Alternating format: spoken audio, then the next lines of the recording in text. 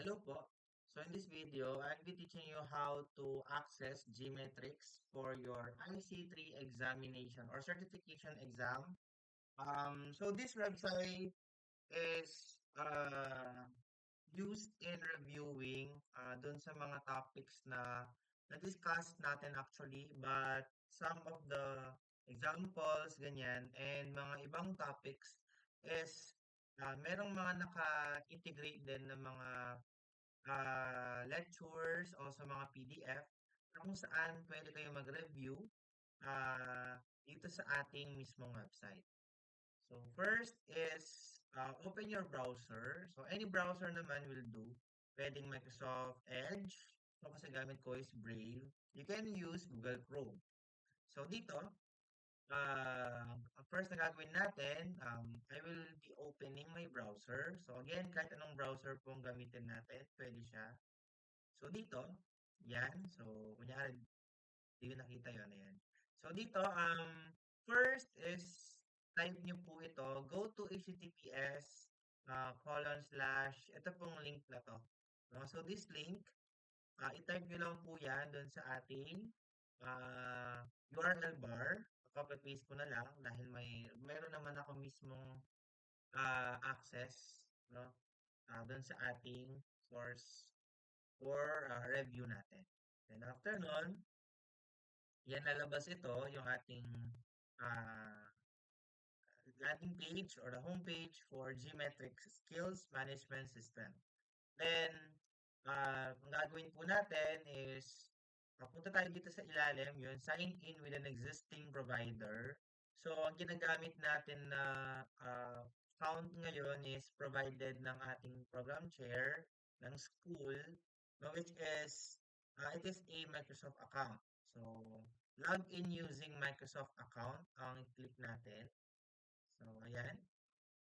Now, in this case, no, nakasave na yung mga credentials na uh, ginamit ko and yung gagamitin din ninyo. So, for now, click ko lang to, cert at gnc.edu.ph. Pero again, no, baka nag-iiba to according po dun sa mga sinet na username or email ng ating admin ng account. So, dito, then, type the password. So, nakasave na rin yung password nito sa akin. Pero I'll be sending the password sa ating group chat or space. Then, sign in nyo lang. So, inano ko lang to para at least next time I can use other accounts. So, after nun,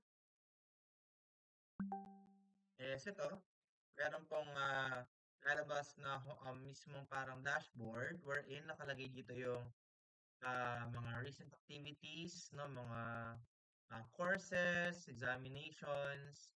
So, let us navigate, no, yung ating course. Actually, nakashow na siya doon, pero mas okay dito natin siya access. So, dito, scroll nyo lang pababa, hanapin nyo yung IC3GS6. Yan. So, Learn Key is used po para mas maging interactive, tsaka mas ano yung ating reviewer. Kasi dito may mga laboratory activities na inilalagay din yung ating Gmetrics. So this accounts provided by Certiport, no, na partner din natin for the certification examination. A disclaimer lang po, no, with every certification exam, hindi porket kung ano yung mga question dito na makikita nyo is ganun talaga. No, yung mga question, structure, content, minsan nag-iiba yung structure or minsan naman is yung mismong situational yung pinakita nilang mga questions. So, expect nyo yung unexpected. So, for example, no, dito, maybe in this course or in this reviewer, it will show you kung ano yung ibig sabihin ng Android, antivirus. Pero sa mismo exam, pwedeng itanong kung ikaw si ganyan, si nurse, tapos may ginagamit kang computer, no, ano yung application na kailangan mo para, no, pwedeng makapag-run ka ng applications, pwedeng para ma-scan yung mga virus sa laptop or desktop mo. So, possible na gano'n, no? So, again, hindi porket may mga question kayo makikita dito, no, is yun na yung question na lalabas sa mismong IC3 certification exam. So level 1 lang muna ang i-take natin ngayon. Yan, so may level 1 sa taas. Okay? And then siguro mga it's up to you if you want to take the level 2, level 3. But for now, IC3 level 1 na muna tayo. Then it has a post nominal. So you can put the letters, no? ICCC after ng name ninyo, parang let siya, ganun, no? And valid naman daw yun. Okay? So, pwedeng Joshua Artionco, ICCC, then pwedeng ganun. Okay? So, dito, um, tutulong ko pa paano gumawa ng mga sarili niyong mga flashcards, memory game, quiz. So, you have option here to make your own quizzes. Yan. So, meron tayong IC3 glossary. So, dito, pwede kang mag-try. Hanapin mo yung mga terms na nahihirapan ka, ganyan. No? Pwede kang pumili dito. Then, A to Z ata to, yan. Or W lang kasi siguro walang term na Z. Ayan. Then, pili lang tayo. No? For example, pili tayo ng mga 4, 5, yan. Then, you have the option to make a flashcard, memory game, or quiz. So, pwedeng flashcard, kunyari. So what is an Android? An operating system used for smartphones and tablets. So next question. What is HTML? So pwedeng stands for Hypertext Markup Language. So it's up to you if ano yung type ng review ang gusto mo. So dito din is merong memory game. Kunyari yan. At least daw 6 yung piliin natin. So 6 na yung napili natin, memory game. Yan. So pili tayo ng level daw. No? So easy. May 8. So, minimum muna 6. So, operating system. So, hanapin natin yung cost. Ano niya, no? Parang definition ng term. So, transmit data. Ayun.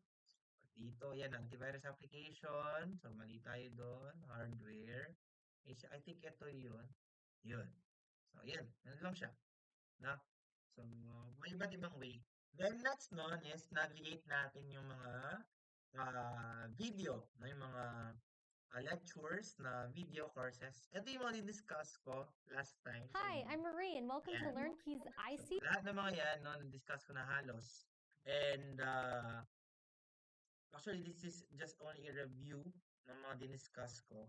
So, may mga content dyan. Ayan, we have the domain 1, lesson laboratories. You can also make quizzes here and take this quizzes. Then, lesson 2, ayan. So, lahat ng mga diniscuss ko nandito. No? And additional lang yung mga iba. It is about the communication, the collaboration, and yung ating mga ibang content, the safety and security. So, again, lahat ng mga yan, halos na-discuss ko na. So, you can start test, yan, by first, kailangan yung reviewed no, lahat ng mga diniscuss ko noong ating lecture sa school. Then, again, no, wag niyo pong ibahin din yung password nitong account na to kasi may access po yung ating administrator, no, yung may hawak na account natin. So, all you have to do is to log in this and just review. Itong mga student workbook na to, ito yung mga PDF na sinend ko sa inyo. So, ito yung sinasabi ko you can review then use to review. So, pwedeng download nyo to, tapos meron kayong tablet dyan or laptop, you can fill out this, no, parang review nyo lang, no, para ready kayo sa ating examination. So, again, the passing score, no, is 700 over 1,000. Okay, so, ayun lamang po for this video.